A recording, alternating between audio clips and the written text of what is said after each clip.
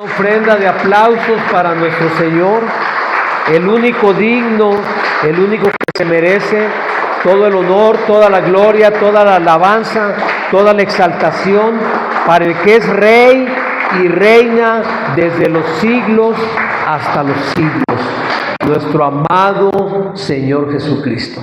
Señor, te damos gracias por esta mañana, gracias porque nos has permitido llegar hasta aquí, Señor. Gracias también porque sabemos, Señor, que tú tienes cosas grandes para nosotros, que tú en tus planes, Señor, no te limitas como nosotros lo hacemos muchas veces, Señor. Tú no pones obstáculos, tú no pones límites, Señor, porque tu anhelo, el anhelo de tu corazón, es que todos estemos y permanezcamos cerca de ti, Señor. Gracias por todo, gracias por tu misericordia, por tu amor, gracias por la palabra que hoy recibiremos, Señor, y gracias porque en ti, Señor, tenemos plenitud. En ti, Señor, nuestro gozo se cumple, porque tú eres la esperanza cumplida, Señor. Gracias en el nombre de Cristo Jesús. Amén y amén. ¿Puedes tomar tu lugar? Muy bien, pues vamos a comenzar nuestro servicio, bueno, no el servicio, sino nuestra prédica. Y esta semana el Señor estuvo hablándome, haciéndome meditar acerca de lo que el mundo como tal espera de nosotros, o cree que puede ver en nosotros, pero lo más importante, acerca de lo que Dios espera de cada uno de nosotros. Porque a veces pensamos que Dios no espera nada, ¿verdad? Pues sí, Dios nos ama. Y la gente dice, Dios nos ama como somos. Y eso no es verdad. Dios nos ama a pesar de cómo somos. Pero no nos ama como somos, porque Él no ama el pecado, Él no ama nuestra desobediencia, Él no ama nuestra negligencia, Él no ama eso. Él te ama a ti y a mí a pesar de que nosotros caminamos muchas veces en esa situación. Pero como Él es perfecto y como Él todo, absolutamente todo lo puede hacer, el propósito de Él no es nada más que le conozcamos en nuestra mente, sino que caminemos conforme a su palabra, y por eso Él nos va transformando poco a poco, ¿sí?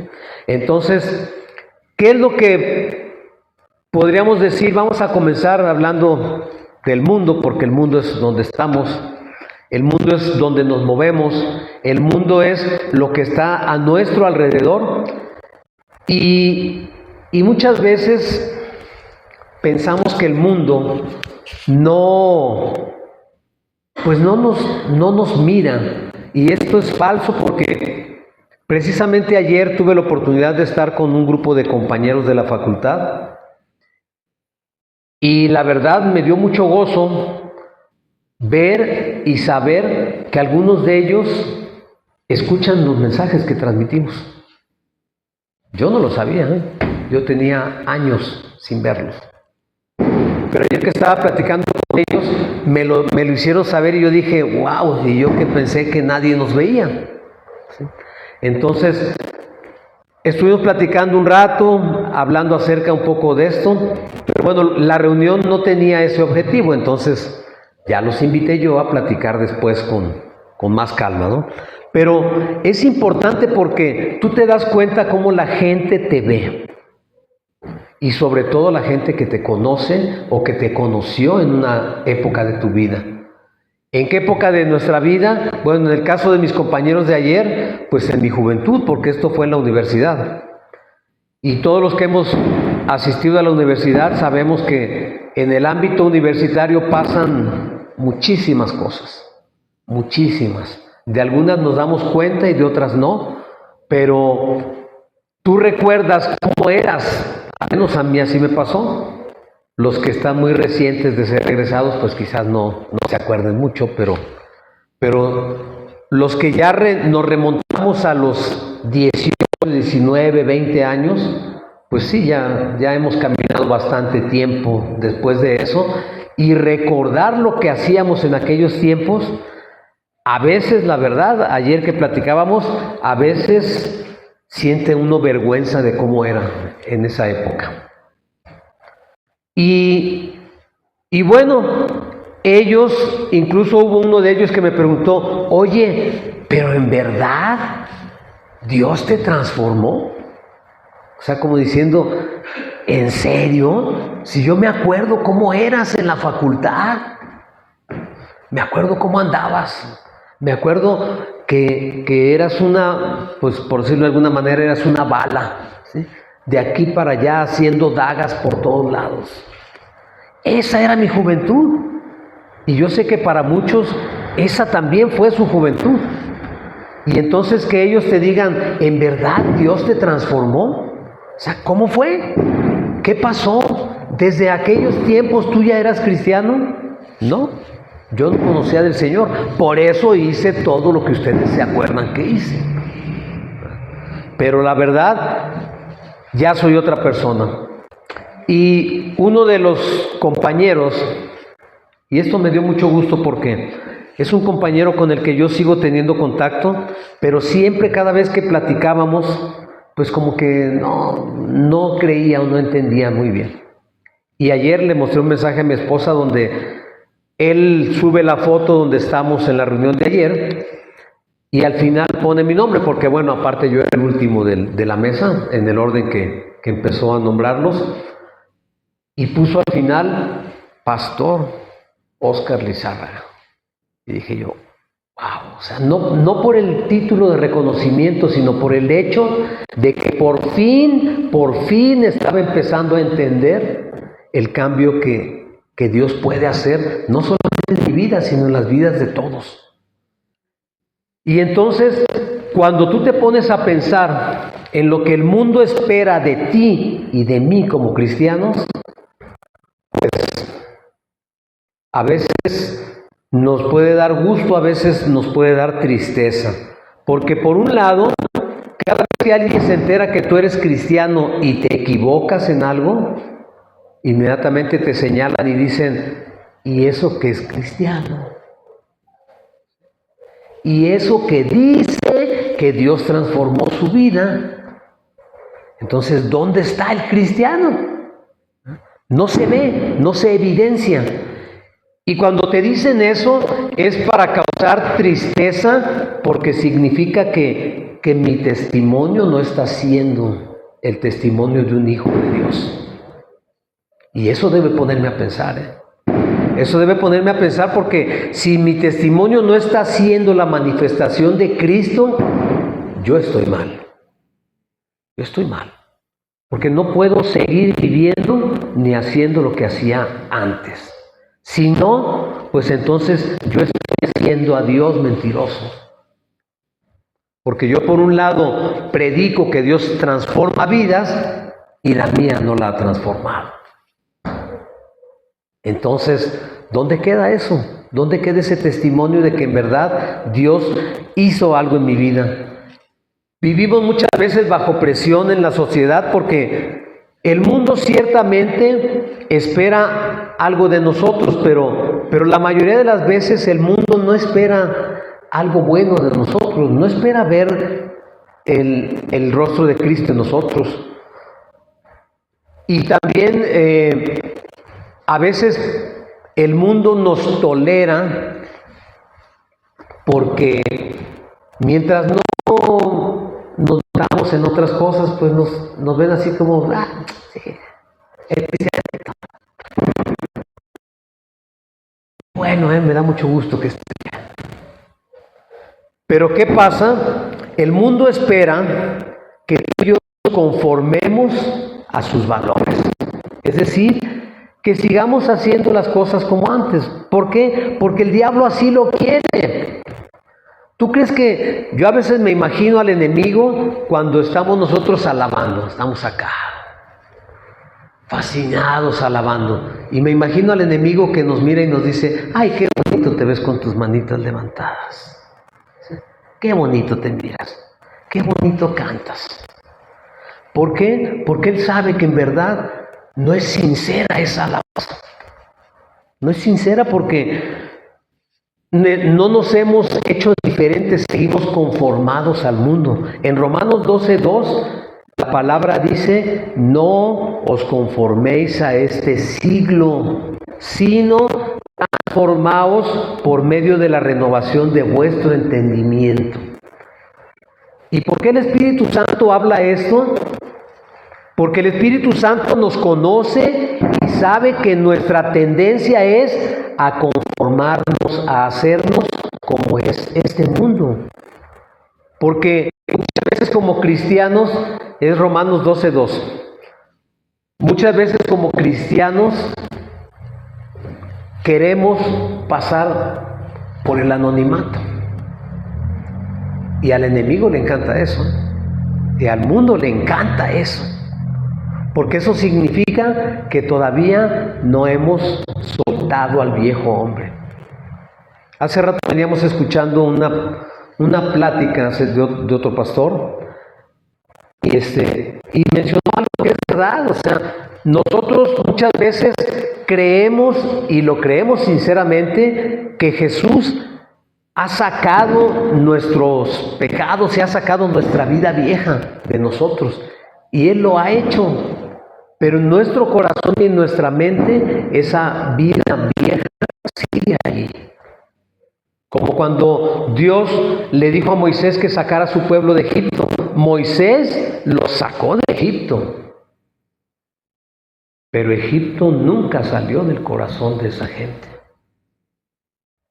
Muchas veces hay personas que han estado presas físicamente en la cárcel y llega un momento en que obtienen su libertad, es decir, ellos son sacados de la cárcel. Pero ¿sabes una cosa? La cárcel nunca sale de ellos. Ellos salen en la calle, pero siguen añorando y anhelando vivir como vivían antes. Y eso nos pasa a nosotros. Y eso al mundo le encanta. El mundo espera que tú como cristiano, como dicen los muchachos, no la hagas de tos.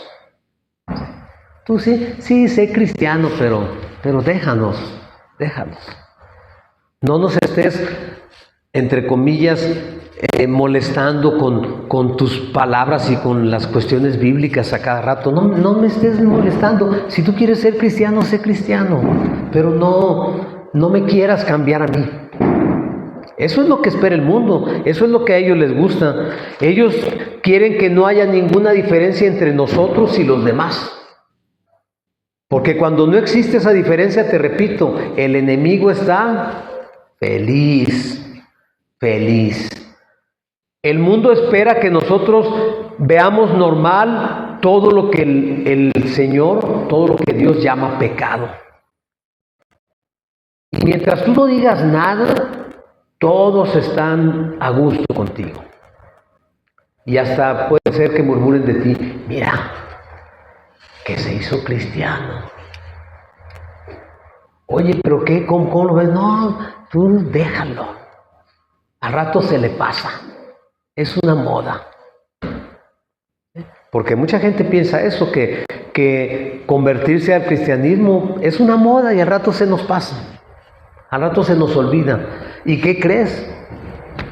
A muchos sí se nos olvida. Se nos pasa la euforia, se nos pasa la emoción y regresamos a nuestra vieja manera de vivir. Así como el pueblo hebreo se sentaba y decía: ay, cómo añoro aquellas tardes donde nos sentábamos alrededor del fuego a comer carne y peces.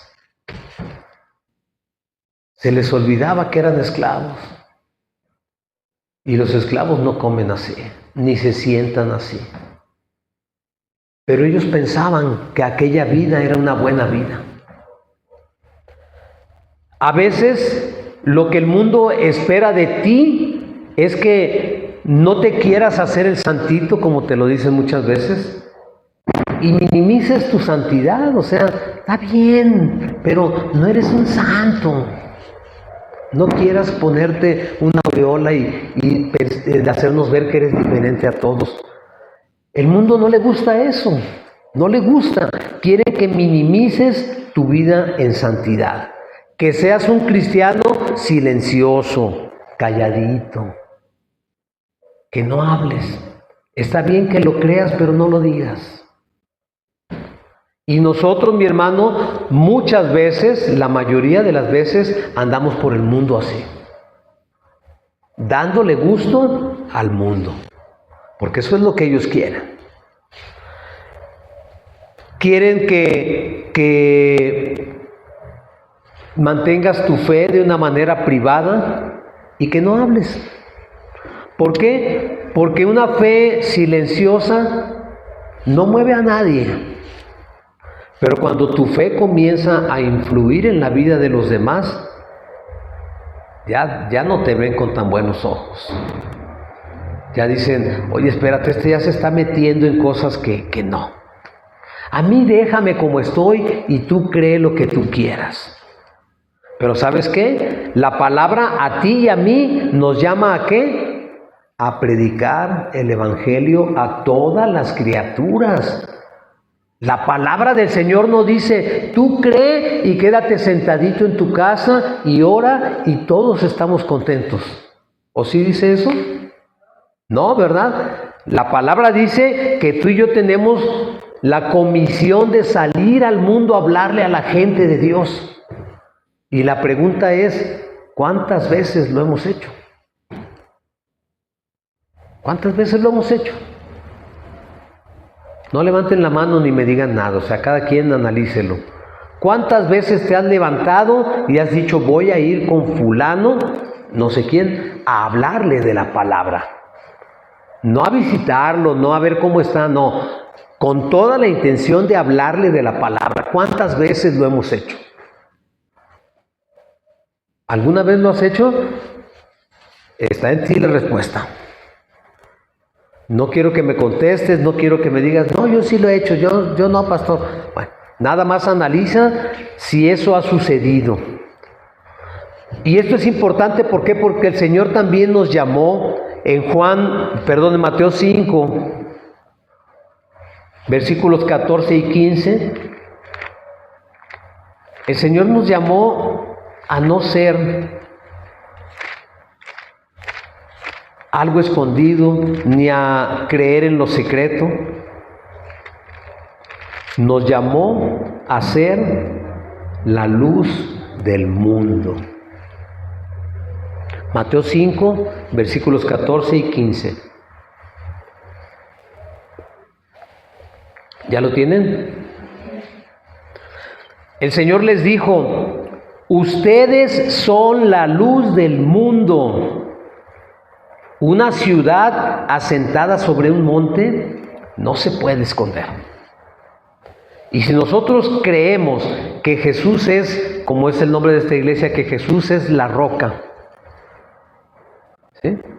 Si nosotros creemos que Jesús es la roca, el monte gigante, y nosotros somos la luz del mundo, como dice Él, nosotros estamos arriba como esa ciudad que menciona el Señor.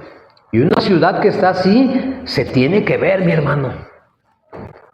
Porque si no se ve, algo está pasando.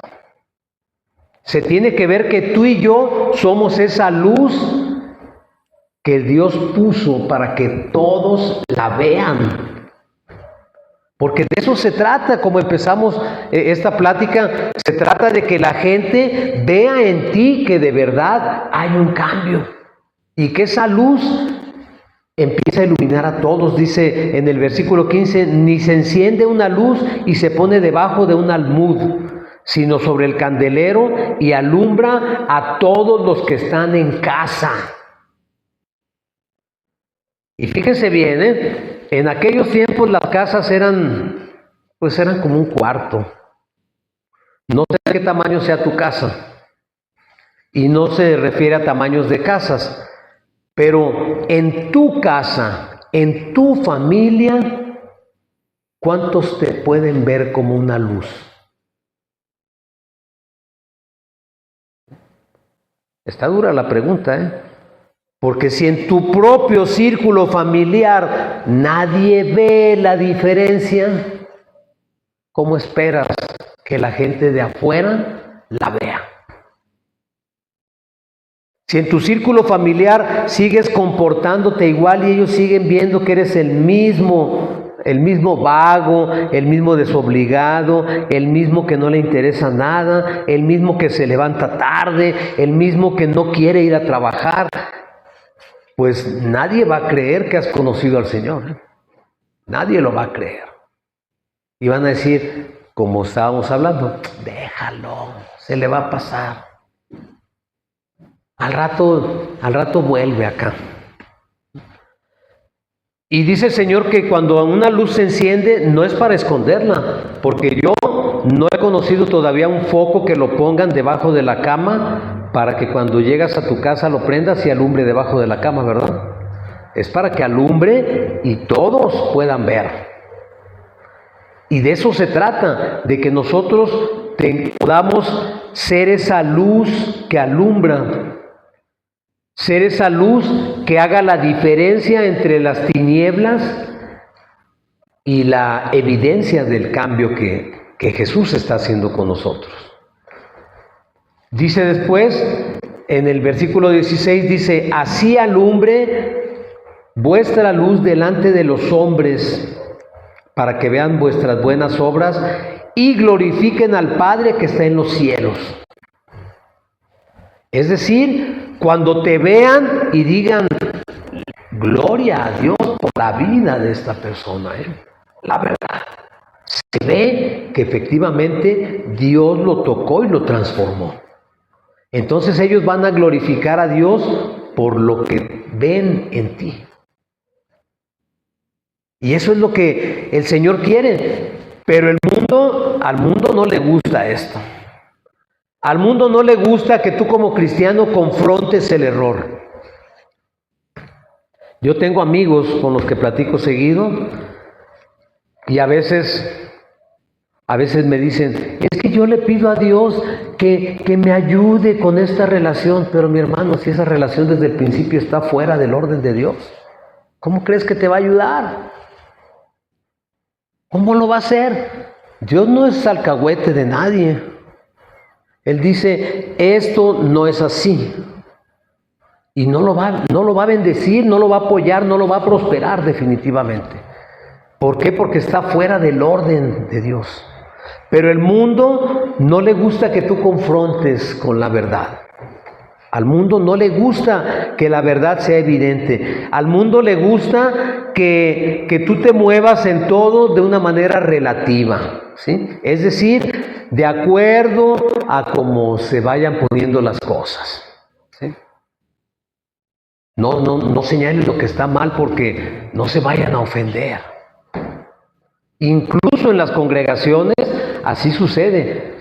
Este tema no se toca porque si la gente se siente mal, se van a ir. Y entonces nos estamos conformando al mundo. El mundo quiere cristianos sin brújula, que no sepan ni a dónde van, ni por dónde van. Pero Dios quiere cristianos firmes en la palabra. A Dios no le interesa que andes divagando. Dios quiere que seas firme en la palabra, en lo que Él está diciendo. El mundo quiere que tú agrades a las personas, pero Dios no quiere eso. Dios quiere que antes que nada lo agrades a Él. En Gálatas 1:10 dice Pablo, si todavía agradara a los hombres, no sería siervo de Cristo. Entonces, ¿qué debo buscar yo? Agradar a Dios antes que a los hombres. ¿Sí lo encontraron? Gálatas 1:10. Ok. Pero cuando yo entiendo que efectivamente Jesús ha hecho un cambio en mi vida, yo ya no busco agradar a nadie. Yo busco agradar a Dios, nada más. Y si los demás se enojan, pues tienen dos problemas: enojarse y desenojarse. ¿Sí? ¿Por qué? Porque yo ya no puedo estar buscando la aceptación de la gente, la aceptación del mundo, porque no la voy a tener. Si Cristo transforma mi vida, el primero que se va a poner en contra de mí es el mundo. Entonces, si yo quiero agradar al mundo, pues dice la palabra que aquel que se hace amigo del mundo, se constituye como enemigo de Dios. Fíjate qué clara es la palabra. La palabra no dice, sí, llévatela bien con todos para que nadie se moleste.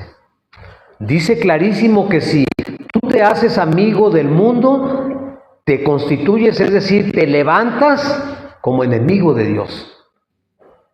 Y yo prefiero que el mundo sea mi enemigo a que Dios sea mi enemigo. Porque si Dios está de mi lado, yo ya la hice. Pero si trato de que el mundo me acepte, entonces voy camino directo a la perdición y a la muerte. Porque eso es lo que ofrece el mundo. El sistema del mundo siempre busca una aprobación constante. Que me vean bien, que me saluden bien, que me acepten bien, que les caiga bien, que todos vean en mí que soy una persona buena onda, ¿sí? Que soy accesible. Constantemente estamos buscando aprobación del mundo, pero el mundo quiere que le agrades a él, y Dios lo que busca es que le seas fiel a él. En Hechos 5:29, Hechos 5:29.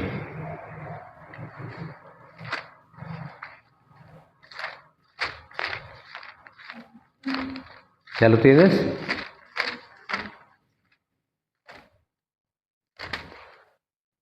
Dice, bueno, estaban aquí, a Pedro y a los apóstoles, a los discípulos les habían prohibido hablar de Dios, ¿sí?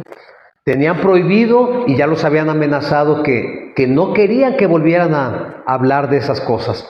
Sin embargo, dice, respondiendo Pedro y los apóstoles dijeron, es necesario obedecer a Dios antes que a los hombres. Antes. Entonces, ¿qué es lo que busca el mundo? Que no estés molestando y que hagan lo que te dicen. Pero Dios dice, primero me tienes que agradar a mí y obedecer a mí. Entonces, ¿qué es lo que Dios espera de nosotros como cristianos? Dios espera que vivamos una vida no solamente, quiero decir, una vida transformada, no solamente conformada. ¿Cómo es esto? Que nuestra vida realmente esté siendo cambiada, no nada más acomodada. Porque muchas veces, repito, recordamos las cosas pasadas, la vida pasada, y hay cosas que no queremos soltar realmente. Hay cosas que no nos interesa soltar. A veces, yo hace poco escuché el testimonio de un pastor, y está tremendo porque ese pastor tenía negocios, varios negocios.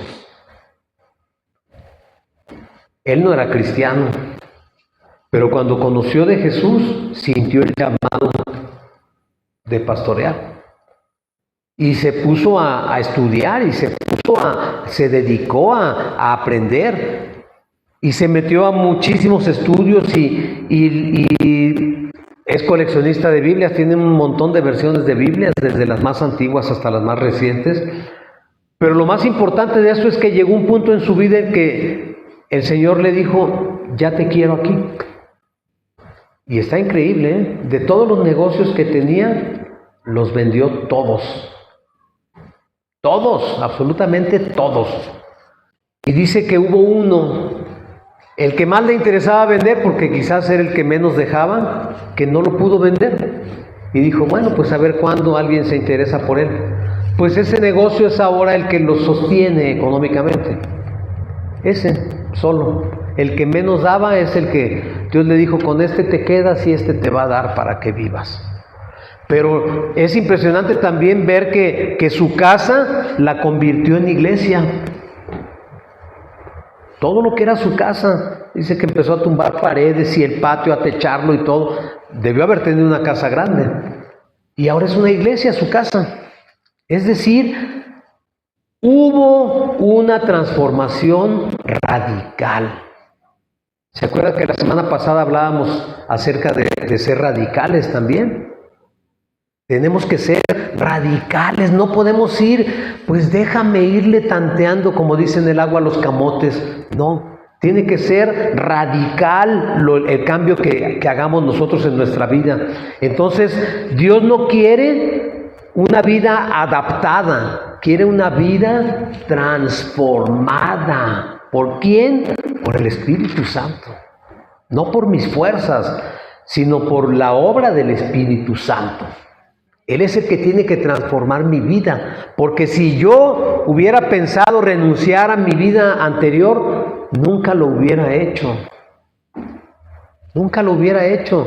A la carne le agrada. A nuestro hombre interior le agrada esa vida. Entonces, si yo espero con fuerza de voluntad ir cambiando poco a poco, no lo voy a hacer nunca. Porque también hay personas que dicen, es que estoy esperando el momento oportuno para hacer esto. Nunca va a llegar ese momento. Nunca se va a presentar. Tú lo tienes que provocar y decir, hasta aquí, no más. Y permitir que el Espíritu Santo haga el cambio en ti. Que produzca un estilo de vida distinto. El cristiano no se adapta. El cristiano se transforma y no solamente eso, transforma todo su entorno. ¿Me entendiste? El Espíritu Santo te transforma a ti y esa transformación hace que tú comiences a transformar todo lo que está a tu alrededor. Y analízate. No sé cuánto tiempo tengas como cristiano, pero si tú sigues viviendo como antes, no has sido transformado. No lo has sido. Aunque suene duro decirlo, pero no has sido transformado. Y no es porque Dios no pueda, es porque tú no has permitido que el Espíritu Santo te transforme realmente. Porque cuando te transforma, tú ya no quieres saber nada de lo que hacías o de lo que antes te gustaba. Se trata de que seas, como leímos hace un momento, luz, y también dice el Señor, dice, ustedes son la sal del mundo. ¿Y la sal para qué sirve? La sal sirve para dar sabor y sirve para conservar alimentos. La sal sirve para muchas cosas, pero dice que cuando la sal ya no sirve, solamente sirve para ser pisoteada, para ser hollada, dice el Señor. Entonces, esa sal del mundo también somos nosotros. Y no porque seamos muy buenas personas, sino porque el Señor así lo dice. Nosotros tenemos que ser guía para las personas que están a nuestro alrededor. Muchos no te van a hacer caso, claro que no, porque así es esto, así es el mundo. Pero algún día, créemelo, tienen que acercarse a ti para preguntarte, oye, ¿cómo le hago? ¿Cómo le hago con esto? Aquel que nunca te quiso escuchar, aquel que nunca quiso saber, un día va a ir contigo a decirte, ¿cómo le hago? Pero para que eso suceda, tiene que ver en ti esa diferencia. ¿Por qué? Porque dice la palabra en Juan 3:19,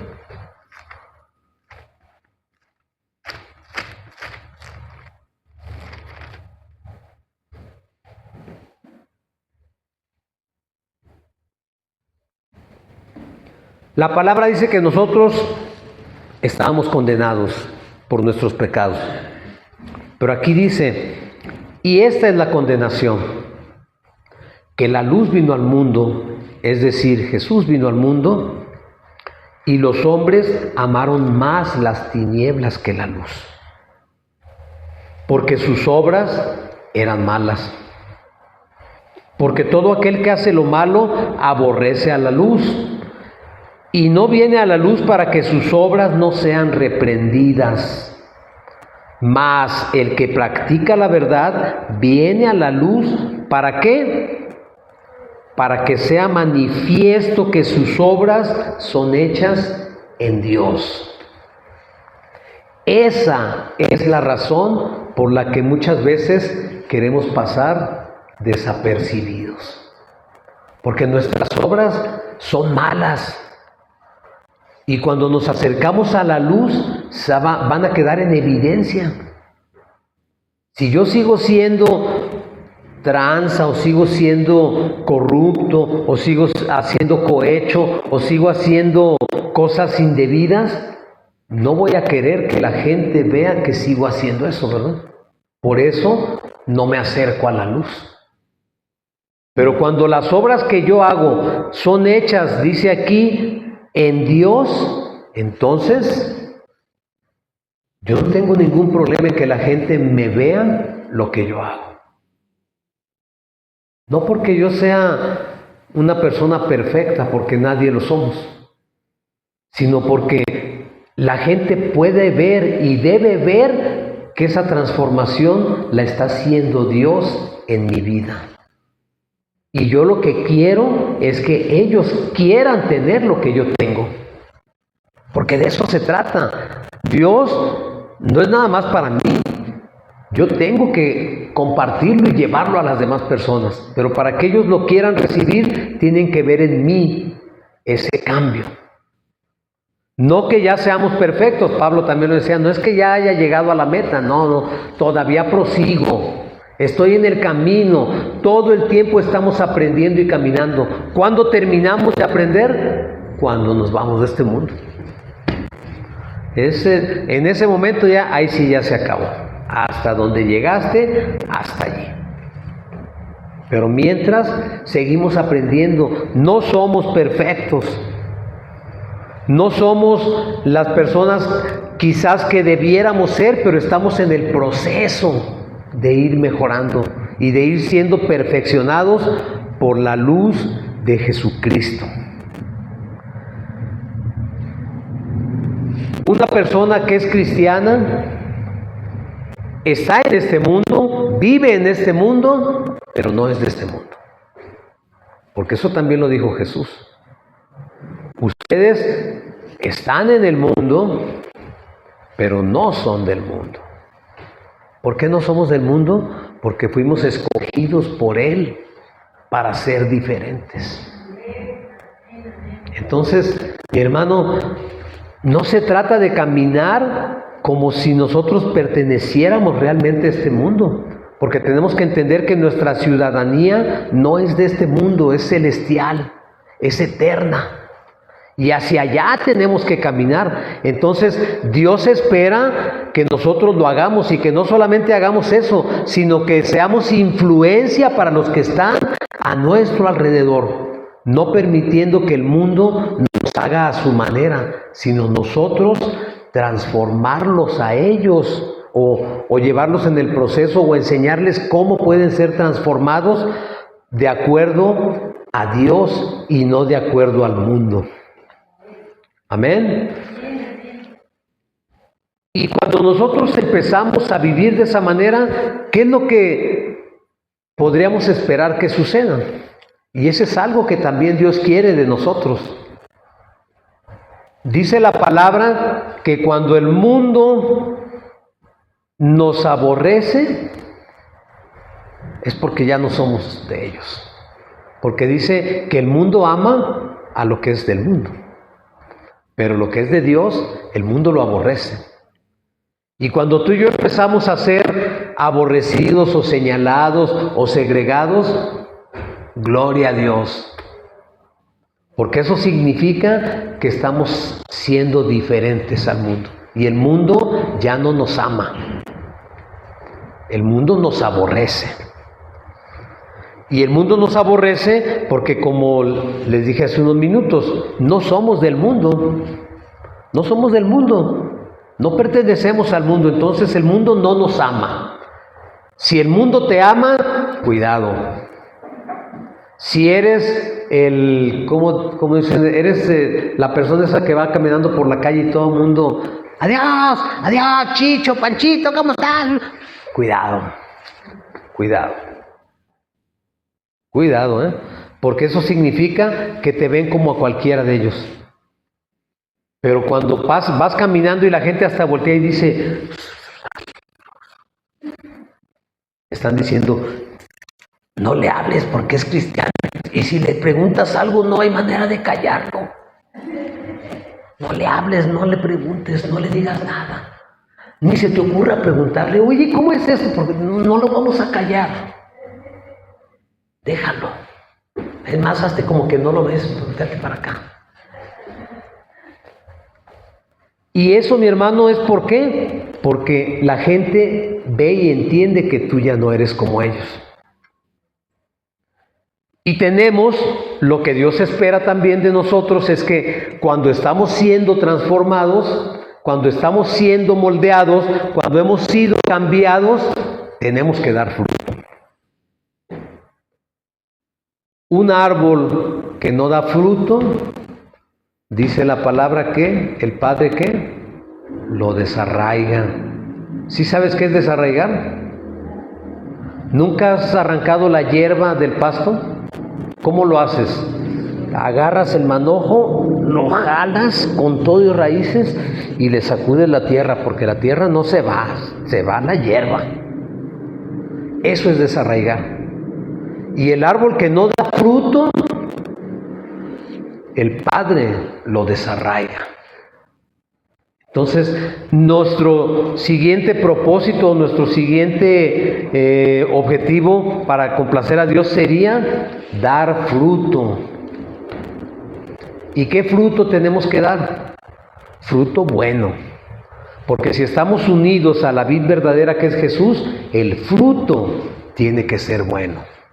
No puede ser un fruto malo. Tiene que ser un fruto bueno. Y el Padre lo que quiere es que llevemos mucho fruto.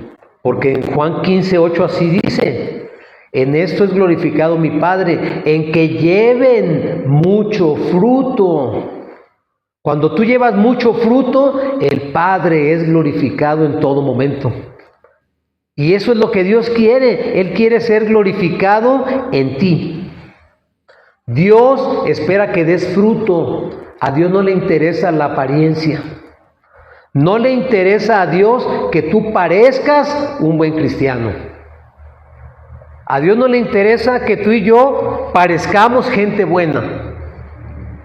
A Dios no le interesa que tú y yo parezcamos que sabemos mucho de la Biblia, que la leemos al derecho y al revés y nos sabemos todos los versículos. A Dios le interesa con esos versículos o eso que tú lees, qué fruto estás dando. ¿Cuál es el fruto tuyo?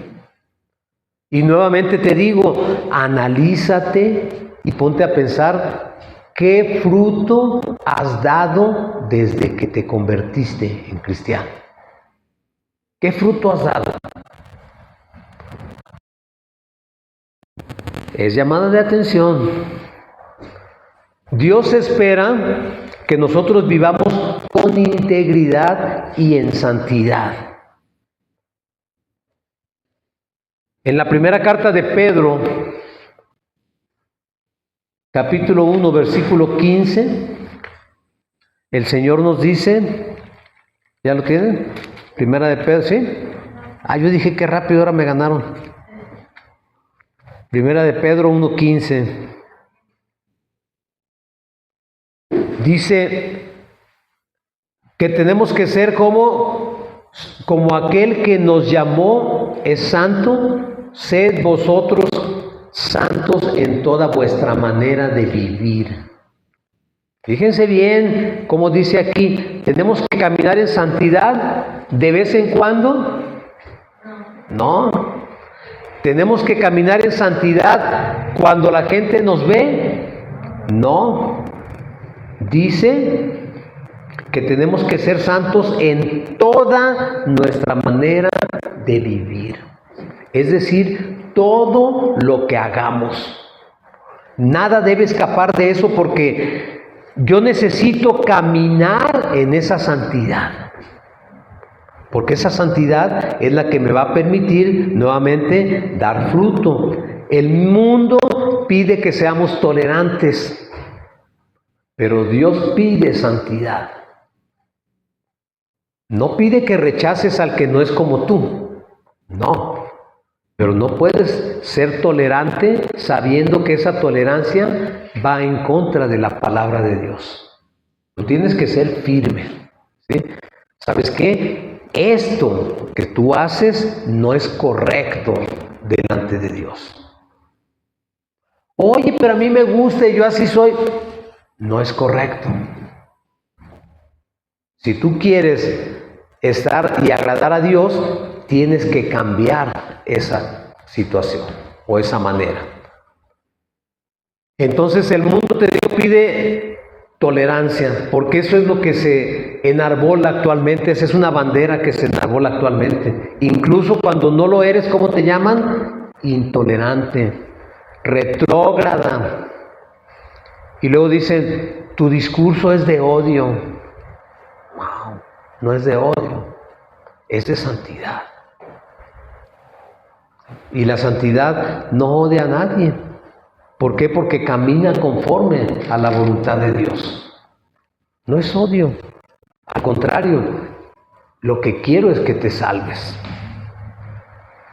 Y Dios quiere que tú camines en esa santidad. La santidad no se trata de legalismo, no se trata de echarles encima toda la Biblia, porque entonces sí van a sentirse agredidos. Pero se trata de que esa santidad o eso que tú hablas les ayude a tener una identidad en Cristo, como se supone que tú la tienes y que yo la tengo. Una identidad en Cristo. Esa identidad es la que me permite a mí mantenerme fiel aún bajo presión. El otro día platicábamos de que aquí en México todavía no sucede, pero si en un momento dado llegara a haber persecución, ¿qué tan dispuesto estarías tú a sostener que eres cristiano? Sabiendo que si les dices sí soy, te van a agarrar y te van a levantar y te van a meter a la cárcel o te van a matar. ¿Qué tan dispuesto estarías? Está difícil, ¿verdad? Pero ¿qué harías? ¿Qué harías? Es importante pensarlo porque eso es lo que a mí me dice si yo puedo ser fiel a Dios hasta la muerte. No que nos vayamos a morir de esa manera, pero la palabra dice que en los últimos tiempos habrá persecución.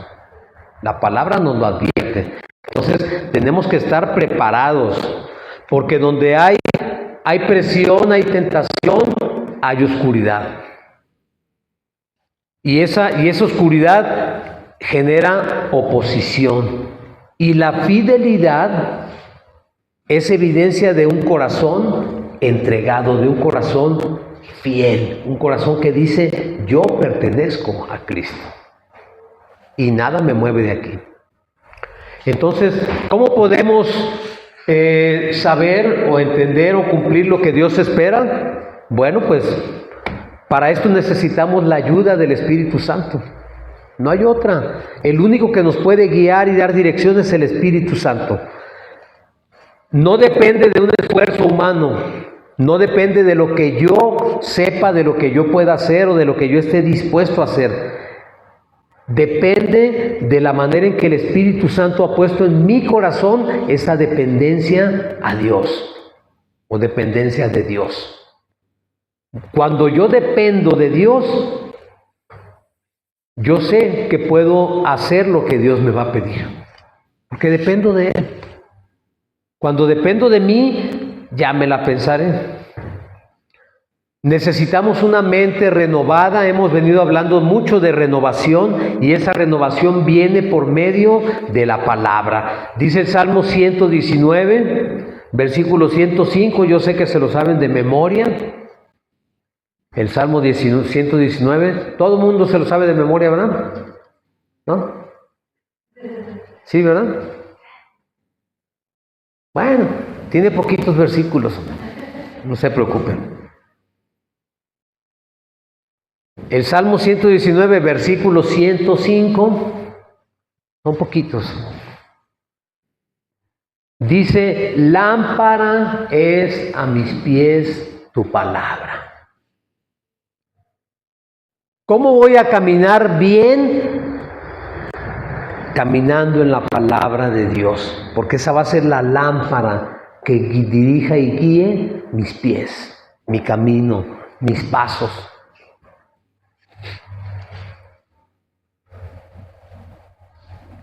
La Biblia siempre nos va a confrontar, nos va a dirigir y nos va a hacer caminar hacia nuestra purificación. Vamos a permanecer en Cristo, porque ese es un mandato. Yo no puedo estar separado de Cristo. Dice en Juan 15:5, separados de mí nada pueden hacer. Nada.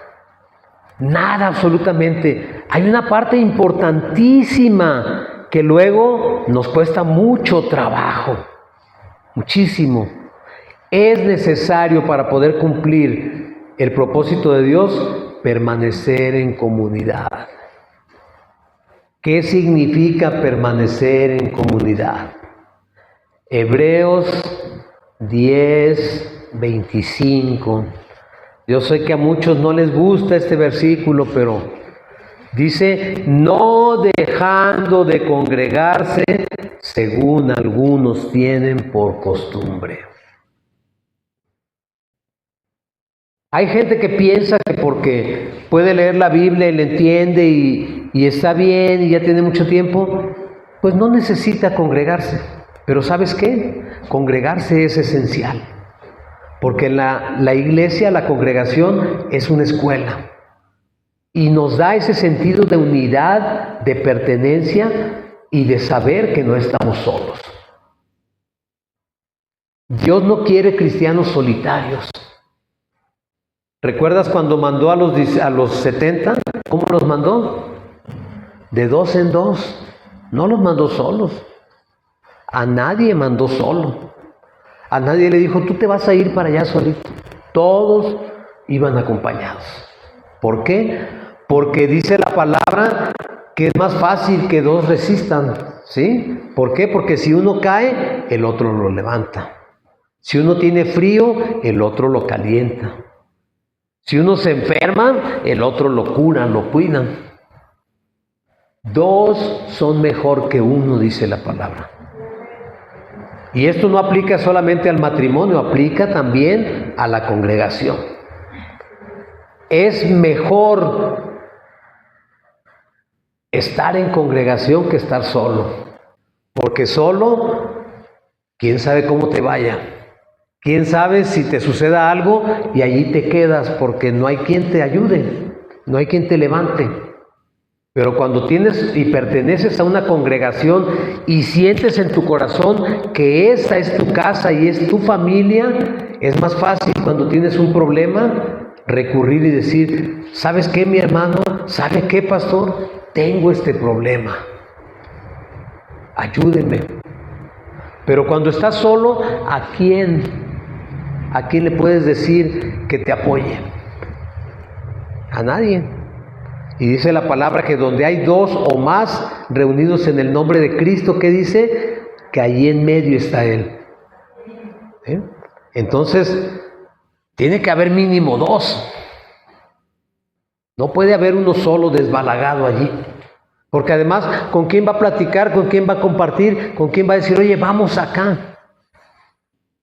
Es importante no dejar de congregarse, porque la fe se fortalece en la familia espiritual.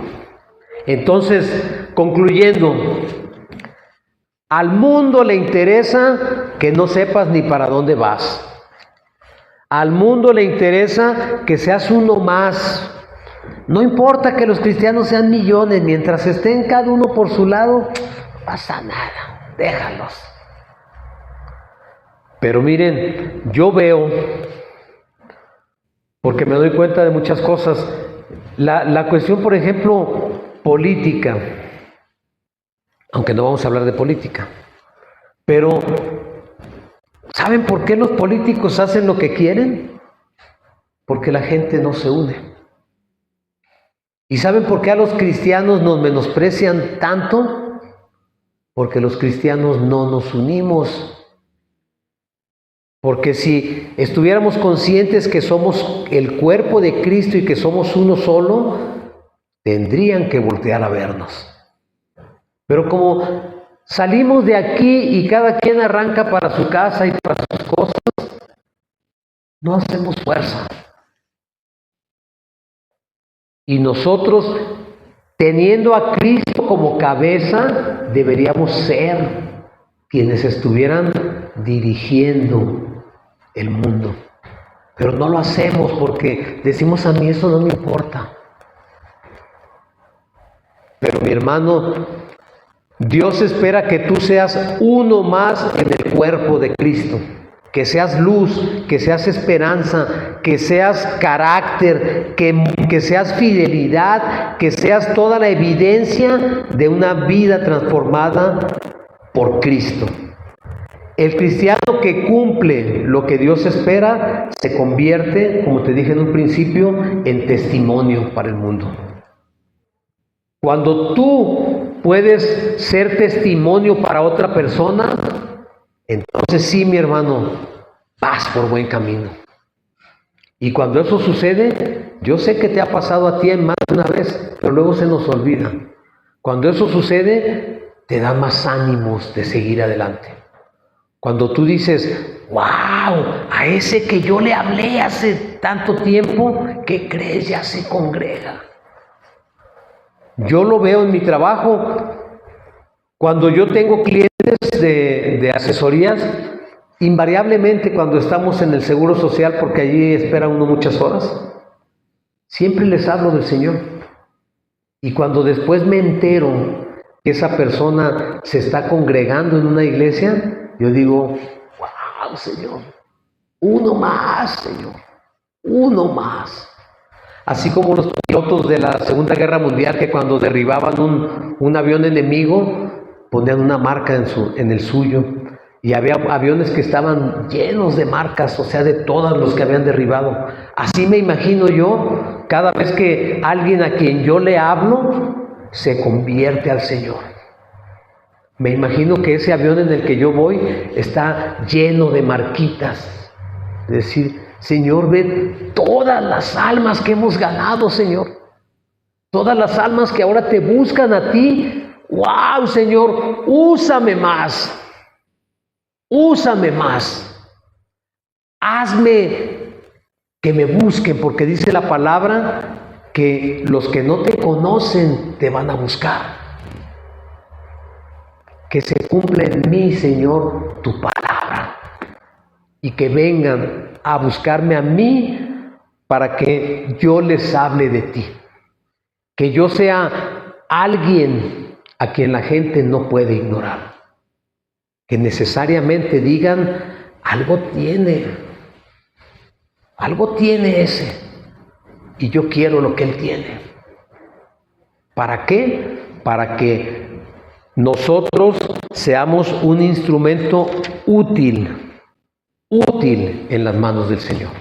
Entonces, medita, después de esto que hemos platicado, ¿a quién te interesa agradar a ti? ¿Al mundo o a Dios?